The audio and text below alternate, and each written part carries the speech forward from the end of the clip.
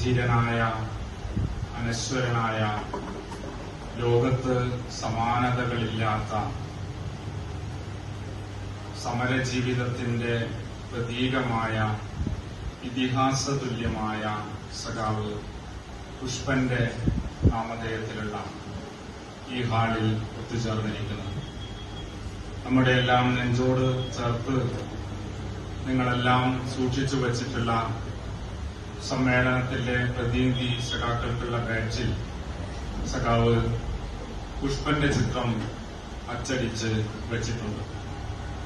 പുഷ്പൻ ജീവിച്ചിരുന്ന കാലത്ത് നമ്മളും ജീവിച്ചിരുന്നുവെന്ന് ഇനി മറ്റൊരു തലമുറയോട് പറയുമ്പോൾ ചിലപ്പോ ആളുകൾ വിശ്വസിക്കണം എന്നില്ല. എങ്ങനെയാണ് പുതുക്കുടി പുഷ്പൻ എന്ന് പറയുന്ന ഒരാൾ ഇവിടെ ജീവിച്ചിരുന്നുവെന്ന് നമ്മൾ ഇനി വരുന്ന തലമുറയോട് പറഞ്ഞു വിശ്വസിപ്പിക്കും. നേതൃത്വത്തിൽ സഖാവ് ഭാനുപ്രകാശ് എഡിറ്റ് ചെയ്ത് പ്രസിദ്ധീകരിച്ച സഖാവ് പുഷ്പനെ കുറിച്ചിട്ടുള്ള പുസ്തകം നിങ്ങളുടെ എല്ലാം കയ്യിലുണ്ട് എന്നാണ് ഞാൻ കരുതുന്നത്. സാധാരണ നമ്മൾ രക്തസാക്ഷികളെ കുറിച്ച് കാരണം കൊണ്ട് ആ ചെറുപ്പക്കാരൻ ഇന്ന് ജീവിച്ചിരിക്കുന്നു. ചർച്ച ചെയ്യാറുണ്ടോ നമ്മൾ? അറിയാറുണ്ടോ നമ്മൾ? ഏതെങ്കിലും വൈകുന്നേരം കഥാപ്രസംഗം നടത്തുന്ന ഏതെങ്കിലും ഒരു അവതാരം ഇതിനെക്കുറിച്ച് ഒരു അക്ഷരം പറഞ്ഞിട്ടുണ്ടോ ഈ നാടിനോട്? അന്നാണ് ഈ അസുഖം ബാധിച്ച് കിടക്കുന്ന സമയത്താണ് എനിക്കൊരു കോള് വരുന്നത് എന്റെ നാട്ടിൽ നിന്നാണ്. എന്റെ നാട്ടിലെ ബ്രാഞ്ച് സെക്രട്ടറി വയലനോട് വിളിച്ചാൽ എന്റെ ഏരിയയിലെ ബ്രാഞ്ച് സെക്രട്ടറി ഒരു സ്ഥലത്തുള്ള ഒരു സഖാവ് ഒരു കുഴപ്പമുണ്ട്, എന്താ കുഴപ്പം ആരംഭിക്കാൻ വേണ്ടി പോവുകയാണെന്നാണ് ഞാൻ കരുതുന്നത്. ഡിവൈഎഫ്ഐയുടെ മെമ്പർഷിപ്പ് ക്യാമ്പയിന്റെ ഭാഗമായിട്ട് ഈ തവണ ഡിവൈഎഫ്ഐ ഉയർത്തിപ്പിടിക്കുന്ന ഒരു മുദ്രാവാക്യമുണ്ട്. ആ മുദ്രാവാക്യം ഈ ലോകത്തിന്റെ മുദ്രാവാക്യമാണ്.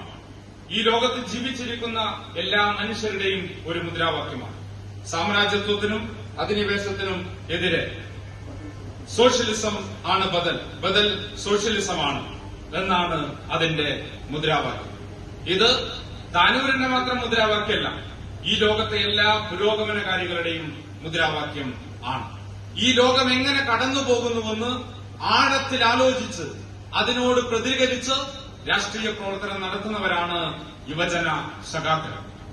4 ദിവസം മുമ്പ്, കൃത്യമായി പറഞ്ഞാൽ 3 ദിവസം മുമ്പ്, ഒക്ടോബർ മാസം 16-ാം തീയതി വടകരയിലെ മണിയൂർ എന്ന് പറയുന്ന ഒരു സ്ഥലത്ത് ഡിവൈഎഫ്ഐ സഖാക്കൾ നടത്തിയൊരു പരിപാടിയിൽ ഞാൻ പങ്കെടുത്തിരുന്നു. ഒക്ടോബർ 16-ന്റെ പ്രത്യേകത അന്നാണ് ലോക ഭക്ഷ്യദിനം എന്നുള്ളതാണ്.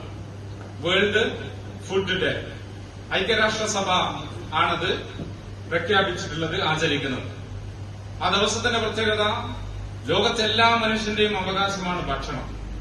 അതുകൊണ്ട് ഭക്ഷണത്തിന്റെ പ്രാധാന്യം, മനുഷ്യർ പട്ടിണി കിടക്കുന്നില്ല എന്ന് ഉറപ്പുവരുത്തുക എന്നുള്ളത് ലോകത്തെ മനുഷ്യ സമൂഹത്തിന്റെ, മനുഷ്യവംശത്തിന്റെ ഉത്തരവാദിത്തമാണ്.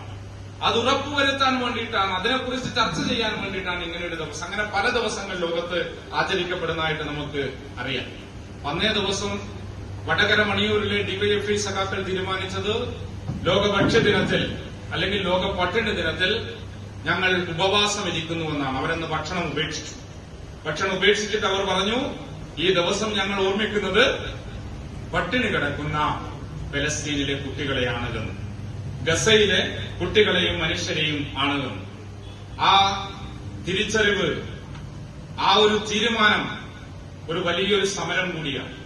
കാരണം അവർ പറഞ്ഞത്, നിങ്ങൾ ലോകത്തിന്ന് ഭക്ഷണത്തെക്കുറിച്ച് ആലോചിക്കുന്നുണ്ടെങ്കിൽ ആദ്യം നിങ്ങളുടെ മനസ്സിലേക്ക് കണക്ക്. 20,000-ത്തിലധികം കുട്ടികളാണത്രേ പോഷകാഹാരക്കുറവ് മൂലം, ഭക്ഷണമില്ലാത്തത് മൂലം മാറാരോഗങ്ങൾ പിടിപെട്ടുകൊണ്ട് ആശുപത്രിയിലുള്ളത്. ഇപ്പൊ ആളുകൾ പറയുന്നുണ്ട് അവിടെ വെടിനിർത്തിയല്ലോ, സമാധാനം. എന്ത് സമാധാനം?